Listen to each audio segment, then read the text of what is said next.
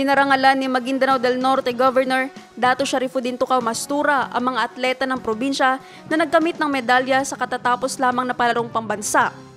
Ang detalye mula kay Jen Garcia. Tumanggap ang mga ito ng tig 20,000 na cash incentives. Binigyang diin ni Governor Mastura ang kahalagahan ng pagsuporta sa mga atleta sa pagbibigay ng mga ito ng karangalan sa lalawigan. Layunin ng gobernador na magpursigi pa ang mga kabataan sa pagtatagumpay sa palakasan at academics.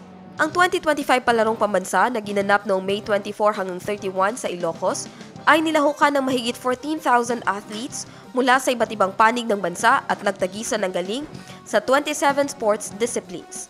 Jen Garcia, iMinds, Philippines.